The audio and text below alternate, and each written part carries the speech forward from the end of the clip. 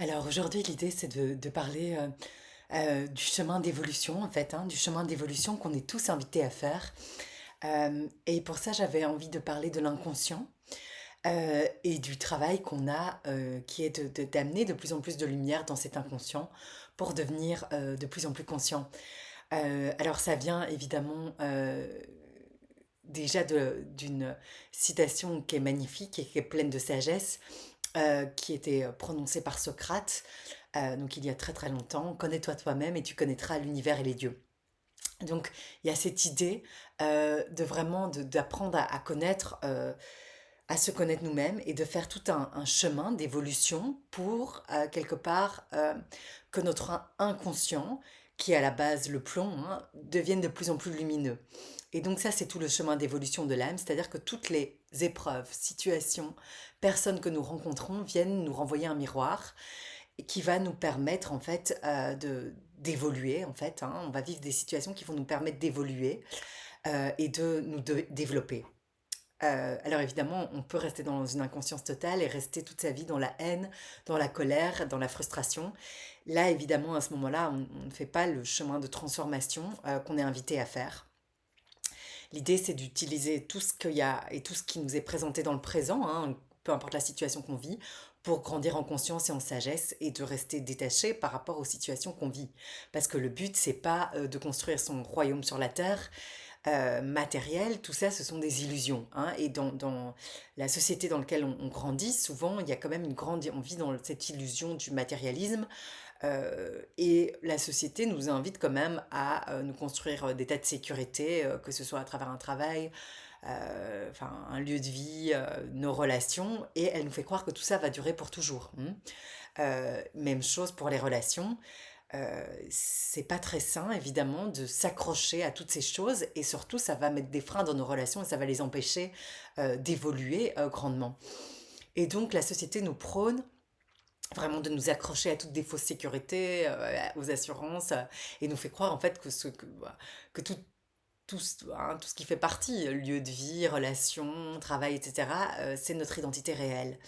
Ce n'est pas le cas. Alors évidemment, ça a une importance, mais derrière tout ça, euh, notre identité réelle, c'est notre être. Et tant qu'on ne connaît pas son être, on vit dans l'insécurité. Même si on a établi son petit royaume sur la terre, on va vivre dans une grande insécurité puisque on ne se connaît pas, on ne connaît pas son être. Et donc tout le chemin, c'est évidemment d'apprendre à connaître son être véritable. Et à ce moment-là, nos relations vont être beaucoup plus épanouissantes aussi, puisque on va plus vivre des relations dans la compensation. On va pas être avec autrui parce on se fuit soi-même. Si on est bien avec soi, si on fait tout le chemin, on est parfaitement bien avec soi. Et donc du coup, l'autre, on va célébrer quand on est avec l'autre. Mais l'autre ne vient pas compenser notre mal-être ou notre solitude qu'on vit mal.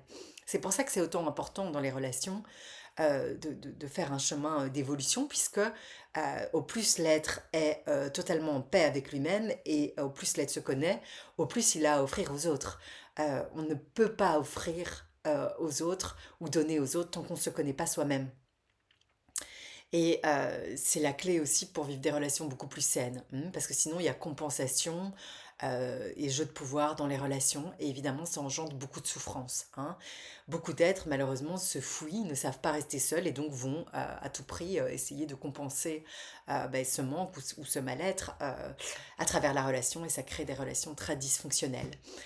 D'où l'importance de faire ce chemin d'évolution qui va vraiment venir nous montrer ben, ce qu'on a à travailler et qui va nous permettre de nous transformer de plus en plus et de plus en plus profondément. Et au plus on met de la lumière dans son inconscient, au plus on devient conscient.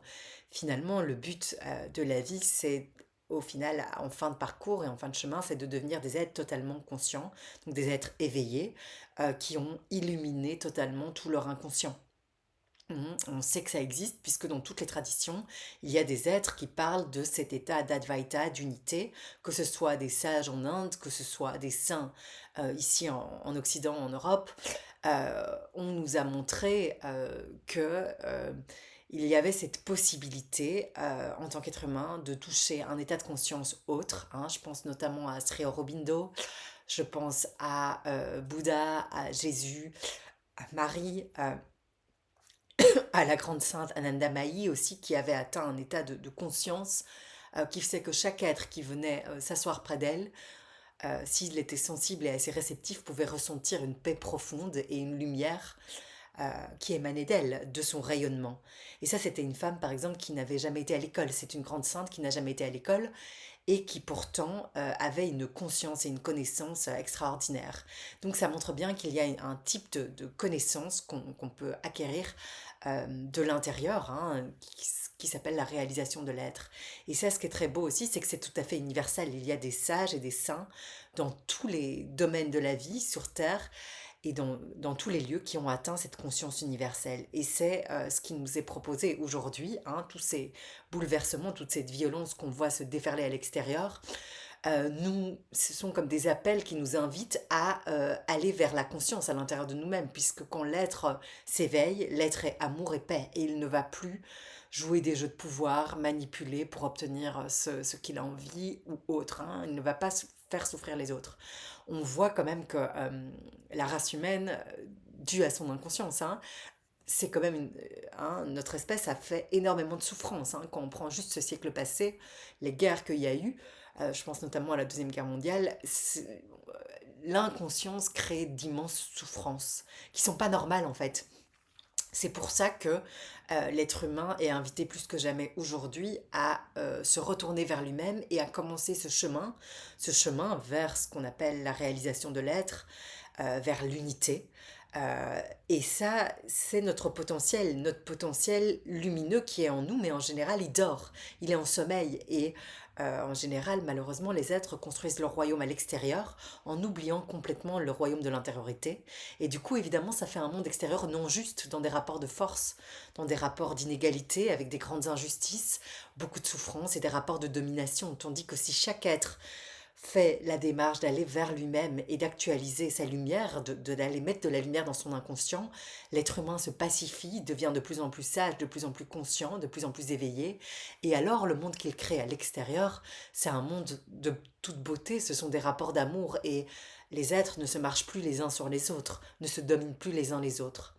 Donc je crois qu'aujourd'hui, c'est important qu'on entende cet appel profond de l'âme hein, qui vient de l'intérieur de nous-mêmes pour qu'on puisse trouver cette paix en nous, trouver ce que Jésus ou le Christ appelait le royaume divin, pour trouver cette unité en nous. Et si on trouve cette unité en nous, automatiquement, on agit avec les autres à l'extérieur d'une manière tout à fait différente. Et les relations deviennent des relations qui sont dans des rapports d'amour et d'harmonie. On aide les autres à évoluer au lieu de se marcher les uns sur les autres et de se dominer. Donc aujourd'hui, plus que jamais, on est invité à s'éveiller et à changer totalement notre vie pour aller vers plus d'amour, plus d'harmonie, plus d'unité. Et à ce moment-là, ce qu'on crée à l'extérieur reflète cette harmonie intérieure et ce n'est plus la guerre. Ce ne sont plus des rapports de force, mais des rapports d'amour.